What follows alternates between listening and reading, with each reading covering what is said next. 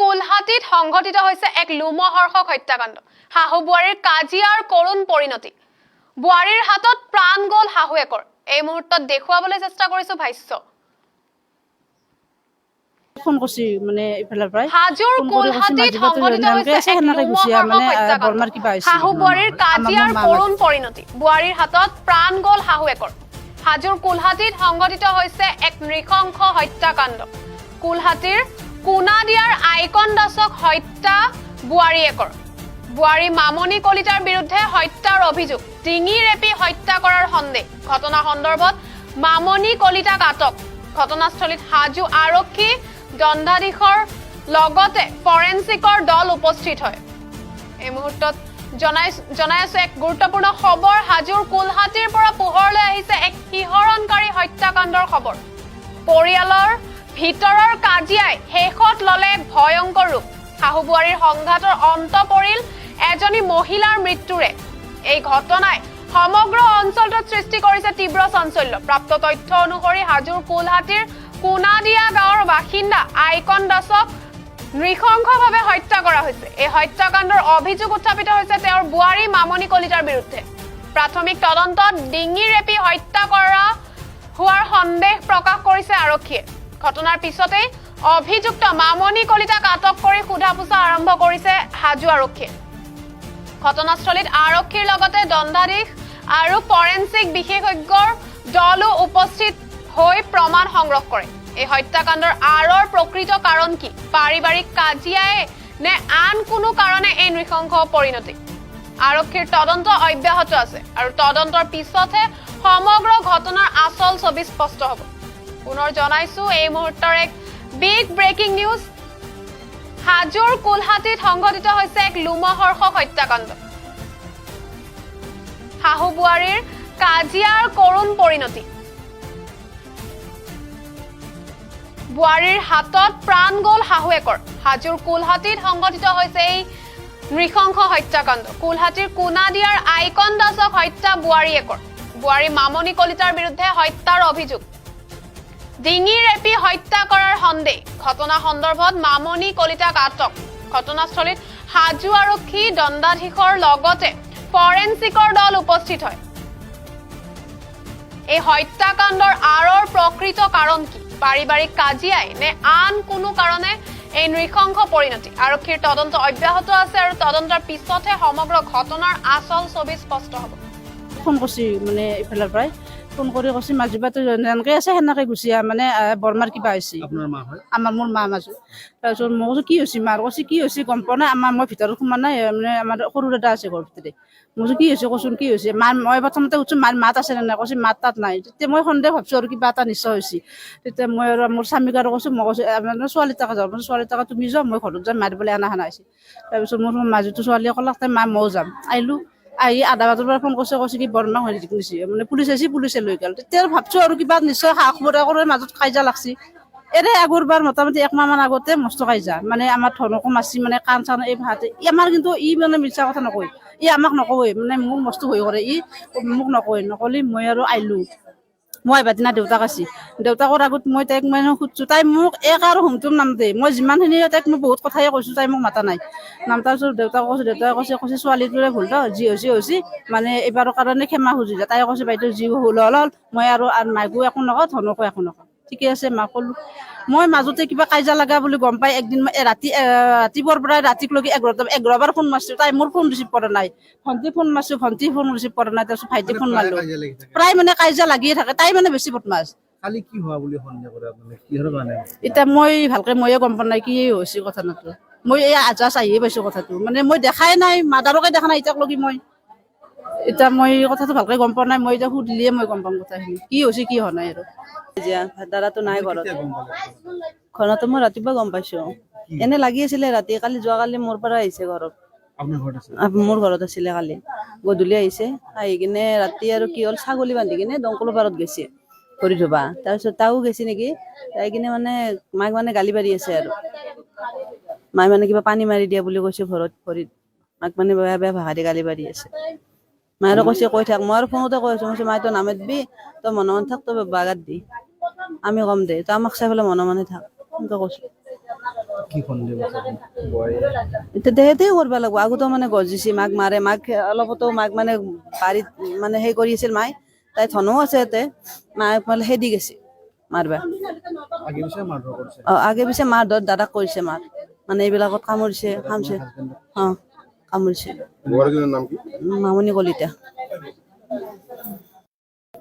কি হৈছিল ঘটনাটো কি হৈছিল মানে মোৰ কালি আছিল নাইট ডিউটি কালি মই গধূলি 6:10-15 মান ঘৰৰ পৰা ওলাই গৈছিলোঁ মায়ে পিছে কালি পৰহি গধূলি ভণ্টিহঁতৰ গৈছিল মই যোৱাৰ আগত আহিছে 4:00-5:00 মান বজাত মা আহিছে তাৰপিছত মই 6:10 মান মানত মই ডিউটিত গুচি গ'লোঁ তাৰপিছত ৰাতি আৰুতো মাক ফোন মৰা নাই বাৰু তাই ফোন মাৰিছে মোক 2বাৰ কি ভাত খালে সুধিছে একবাৰ আৰু একবাৰ 11টামান বজাত ফোন মাৰিছে বাইদেউহঁতে ফোন মাৰিছে নি কৈছে মোৰ বাইদেউহঁতে ফোন মাৰিছে মোকো মাৰিছে কিবা কাৰণে কৈছে বহুত কিবা কাৰণে বাইদেউহঁতে কৈছে মাকো ফোন মাৰিছে বোলে মোৰ মোক কোনো কথা পতা নাই মই ডিউটিত আছোঁ মই টিফিন খাই আছিলোঁ তেতিয়া এনেই অলপ কথা পাতিছোঁ আৰু এতিয়া কথা পতা নাই তাৰপৰা তাই কিবা কাৰণে কৈ আছে তাৰপৰা বোলো হ'ব দে এতিয়া ৰাখা আহি কিনে থৈ দিলোঁ ঠিক আৰু ডিউটি শেষ হ'ল মই আহি পালোঁ 8:10 মান হৈছে চাগে ৰাতিপুৱা 7টা বজাত ডিউটি শেষ হয়তো মই 8:10 মান আহি কিনে গাড়ীখন থলোঁ তাত গাড়ীখন থৈ কিনে তাই ইয়াতে দৰ্জাখন মেলাই আছে তাই কৈছে কি মায়ে উঠাই নাই প্ৰথম কৈছে গৰু চৰু আজি ওলোৱা নাই মোৰ গৰু ওলোৱা নাই কিয় মায়ে উঠাই নাই ৰাতি লাইন নাই না দেৰিকৈ উঠছি চাগে দেৰিকৈ ঘুমাইছি চাগে সেইকাৰণে উঠা নাই নাই দে মই দৰ্জাখন 2-3 ভিকি মাৰি দিলোঁ বাহিৰখন সেইফালে মেইন গেট সেইটো হয় তাৰপৰা নাই উঠা নাই ইমান দেৰি কৰিলেতো মায়ে উঠা নহয় গাড়ীখন থ'লে কি আগে গম পায় আজি 2-3 ভিকি মাৰিছোঁ উঠা নাই নাই মই চোতালত গ'লে গৈছোঁ চোতালত গ'লে আকৌ ফিৰি আহিছোঁ মই চাইপাত দিছোঁ মই সৰু গৰুতে ওলাওঁ চাইপাত নাই মই মাৰা নাই মাহে মাৰি তাত চাবি আছে আকৌ দৰ্জাখন 1 ভিকি নে 2 ভিকি মাৰিলোঁ নাই মাতা নাই মোৰ তেতিয়া অলপ সন্দেহ হৈছে কি সন্দেহ আৰু মায়ে যে উঠা নাই কিবা এটা হৈছে কি দেখা পায় যাই সেনেকৈ যেনে ইমোচন আছে সেই ইমোচন পৰি আছে মই আলনাখন গুচাই কিনে পৰি থাক মই ওপৰত দেখা পাইছোঁ পৰি আছে ওপৰত মৰি টানাই আছে তল পৰি আছে হাত দুখন সেনেকৈ আছে তেতিয়া মই কিবা এটা হৈছে নৰ্মেল মাজাৰে হ'ব লাগে সন্দেহটো মানুহটো আমাৰ দুটা আছে মা আৰু মোৰ পত্নী আপোনাৰ মোৰ ৱাইফ পত্নী দুটাই মানুহ ইয়াত মই সিমান ভালকৈ চোৱা নাই আৰু একবাৰ সেনেকৈ চাইছোঁ এনে কিহেদি মাৰা যেন সন্দেহ আপুনি কটাৰী এখন দেখা পাইছোঁ তাত কটাৰীখন বাৰু তামোল গোটাখন থাকেই আৰু চুৰি তুৰি আছে নে কি আছে তাত ভালকৈ চালে ওলাই যাব কিহৰ কাৰণে হোৱা বুলি ভাবিলোঁ আগে পিছে কাজিয়া হৈছিল নেকি? কাজিয়া হৈ থাকে এনেকৈ বহুত কাজিয়া হৈ থাকে মই বিয়া হোৱা চব কেইমাহ হ'ল আপোনাৰ? বেছি হোৱাই নাই 3-4 মাহ মান হ'ল 3 ফেব্ৰুৱাৰী মাৰ্চ 3 মাৰ্চত গৈছে 3 কি মাৰ্চ নাম আছিল আপোনাৰ পত্নী মামনি কলিতা আপোনাৰ সন্দেহ আপোনাৰ পত্নীয়ে আপোনাৰ মাক মাৰিছে সেনেকুৱা হ'ব তাৰ ওপৰততো বেলেগ মানুহ নাই ন ইয়াত এটা ঘৰত মানুহ দুটাই আছে বাহিৰা মানুহটো অহা নাই বাহিৰা মানুহ আহিলেও তাই চান্স দিব লাগিব ন ফোন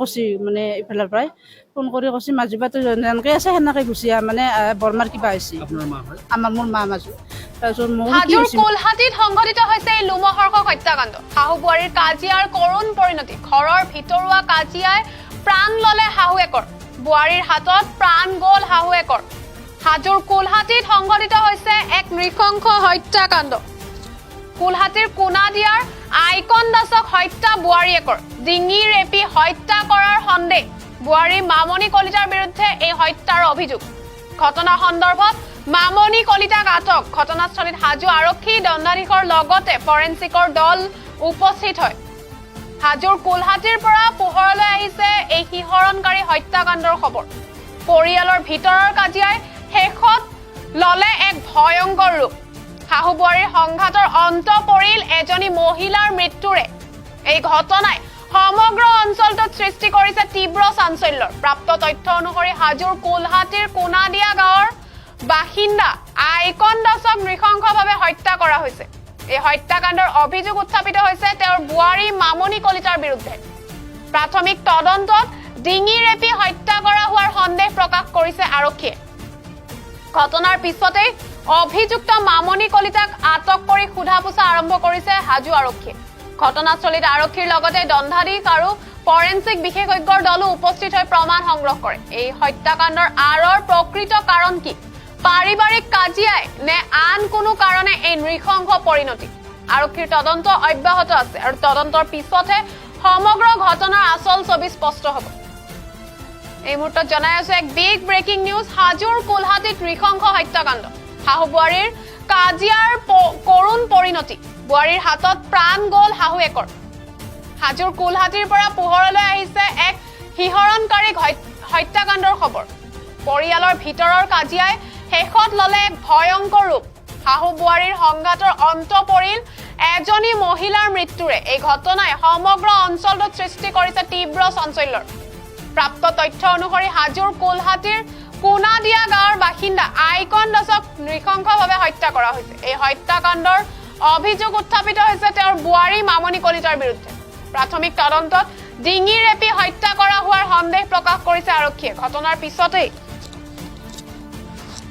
ঘটনাৰ পিছতে অভিযুক্ত মামনি কলিতাক আটক কৰি সোধা-পোছা আৰম্ভ কৰিছে হাজো আৰক্ষীয়ে ঘটনাস্থলীত আৰক্ষীৰ লগতে দণ্ডাধীশ আৰু ফৰেনসিক বিশেষজ্ঞৰ দলো উপস্থিত হৈ প্ৰমাণ সংগ্ৰহ কৰে এই হত্যাকাণ্ডৰ আঁৰৰ প্ৰকৃত কাৰণ কি পাৰিবাৰিক কাজিয়াই নে আন কোনো কাৰণে এই নৃশংস পৰিণতি আৰক্ষীৰ তদন্ত অব্যাহত আছে আৰু তদন্তৰ পিছতহে সমগ্ৰ ঘটনাৰ আচল ছবি স্পষ্ট হ'ব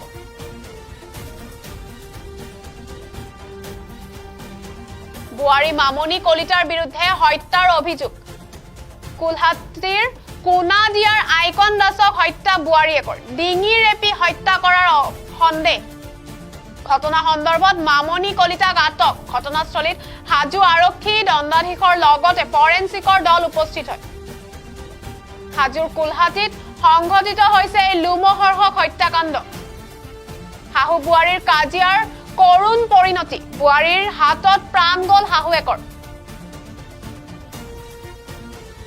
পৰিয়ালৰ ভিতৰৰ কাজিয়াই শেষত ললে এক ভয়ংকৰ ৰূপ শাহু বোৱাৰীৰ সংঘাতৰ অন্ত পৰিল এজনী মহিলাৰ মৃত্যুৰে এই ঘটনাই সমগ্ৰ অঞ্চলটোত সৃষ্টি কৰিছে এতিয়া তীব্ৰ চাঞ্চল্যৰ তথ্য অনুসৰি হাজোৰ কুলহাটীৰ কোনাদিয়া গাঁৱৰ বাসিন্দা আইকন দাসক নৃশংসভাৱে হত্যা কৰা হৈছে এই হত্যাকাণ্ডৰ অভিযোগ উত্থাপিত হৈছে তেওঁৰ বোৱাৰী মামনি কলিতাৰ বিৰুদ্ধে প্ৰাথমিক তদন্তত ডিঙি ৰেপি হত্যা কৰা হোৱাৰ সন্দেহ প্ৰকাশ কৰিছে আৰক্ষীয়ে ঘটনাৰ পিছতেই অভিযুক্ত মামনি কলিতাক আটক কৰি সোধা-পোছা আৰম্ভ কৰিছে হাজো আৰক্ষীয়ে ঘটনাস্থলীত আৰক্ষীৰ লগতে দণ্ডাধীশ আৰু ফৰেনসিক বিশেষজ্ঞৰ দলো উপস্থিত হৈ প্ৰমাণ সংগ্ৰহ কৰে এই হত্যাকাণ্ডৰ আঁৰৰ প্ৰকৃত কাৰণ কি পাৰিবাৰিক কাজিয়াই নে আন কোনো কাৰণে এই নৃশংস পৰিণতি আৰক্ষীৰ তদন্ত অব্যাহত আছে আৰু তদন্তৰ পিছতহে সমগ্ৰ ঘটনাৰ আচল ছবি স্পষ্ট হ'ব